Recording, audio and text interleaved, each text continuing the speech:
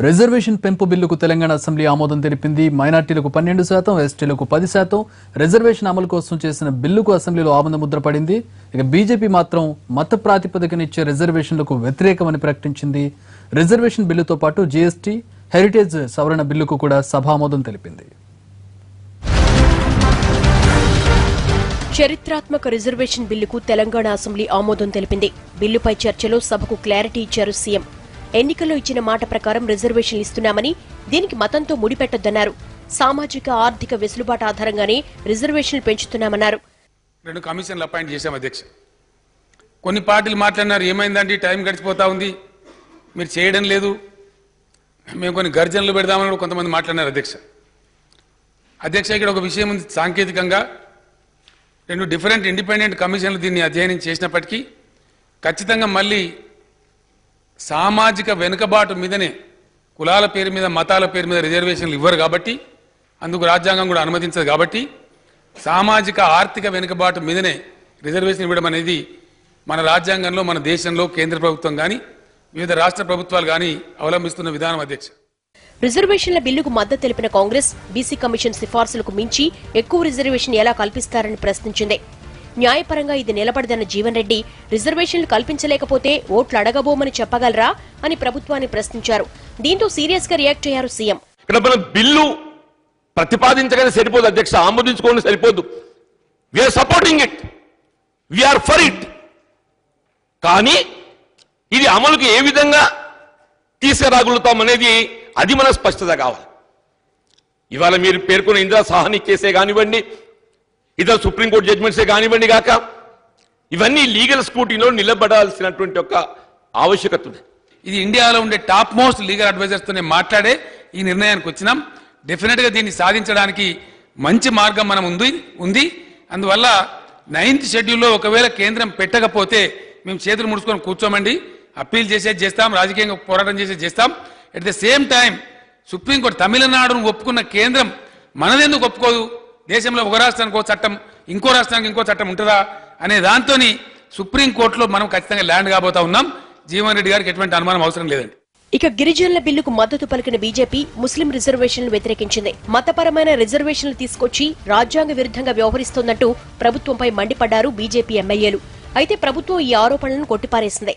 మరి కాంగ్రెస్ పార్టీకి సిన్సియారిటీ లేదని చెప్తూ అదే రిజర్వేషన్ కొనసాగింపుగా, ఆ 4% రిజర్వేషన్ కొనసాగింపుగా మీరు 12% పెంచడం ఏదైతున్నదో ఇది మరి ఒక కొత్త వివాదానికి,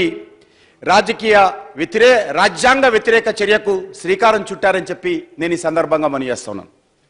ఎట్లయితే హైకోర్టు చెప్పిందో, హైకోర్టు సూచన మేరకే ఆనాటి కాంగ్రెస్ ప్రభుత్వం ప్రయత్నం చేసినప్పుడు మీరు వెనుకబాటుతనం ఆధారంగా ఇచ్చుకోవచ్చని చెప్పినారు. వారు బీసీ ఈ గ్రూప్లో రిజర్వేషన్ ఇచ్చినారు. సేమ్ అదే పద్ధతిలో వెనుకబాటుతనం మీదనే అదే ఎనాలజీని హైకోర్టు ఇచ్చిన సూచనను ఉపయోగించుకొని మేము బీసీ ఈ గ్రూప్లోనే పెంచుతున్నాం తప్ప మతపరంగా మేము పెంచడం లేదు. ఎక్కడ కూడా బిల్లో ఆ వర్డే లేదు అధ్యక్ష. ఏ మతం పేరు కానీ, కులం పేరు కానీ ఏ వర్డ్ కూడా లేదు. అది కరెక్ట్ చేసుకోవాలని చెప్పి కోరుతాం. కిషన్ రెడ్డి ప్రసంగం తర్వాత బీజేపీ ఎమ్మెల్యేలు సభలో నిరసన తెలిపారు. మతపరమైన రిజర్వేషన్లకు వ్యతిరేకంగా ప్లకార్డులు ప్రదర్శించారు. దీంతో సభ నుంచి వారిని సస్పెండ్ చేసింది సర్కార్.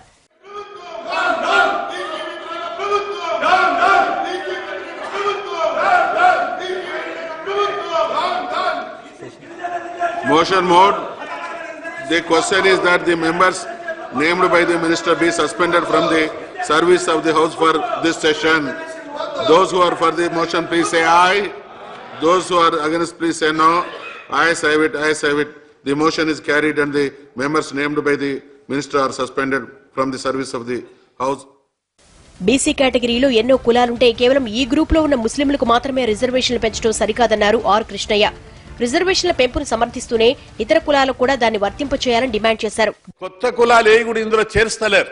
ఆల్రెడీ ముస్లిం మైనారిటీ సోదరులు 14 కులాలు వస్తే 98 కులాలు ఉన్నాయి. ఆ 98 కులాలై ఇటీవల సమగ్ర సర్వే జరిపినప్పుడు 52% జనాభా ఉన్నట్టు ప్రభుత్వం దగ్గర లెక్కలు ఉన్నాయి, వాటికి శాస్త్రీయత ఉంది, అఫీషియల్ రికార్డు ఉంది.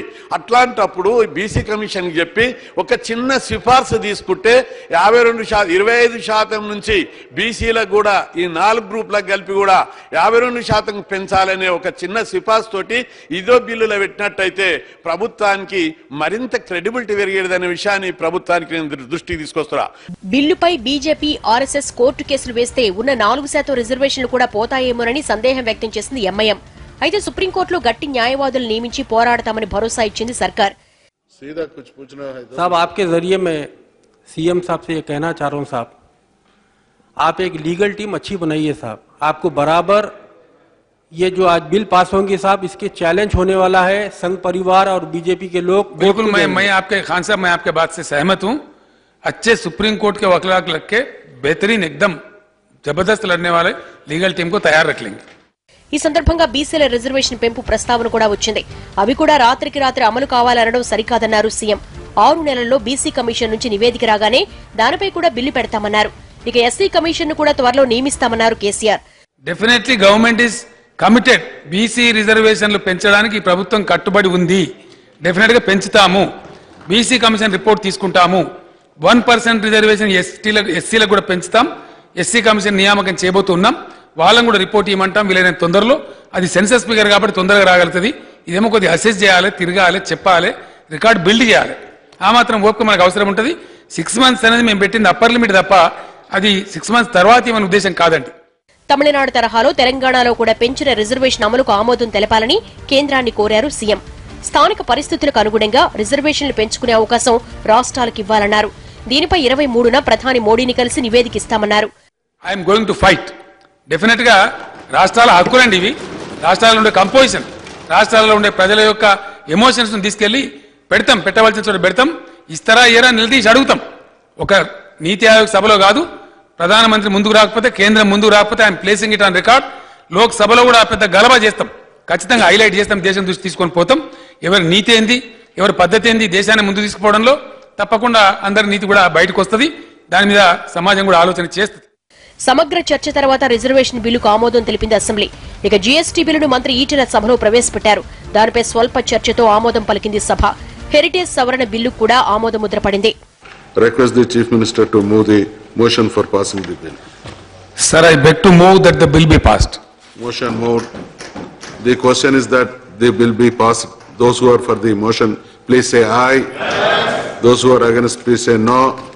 Ayes have it. Ayes have it. The motion is carried and the bill is passed.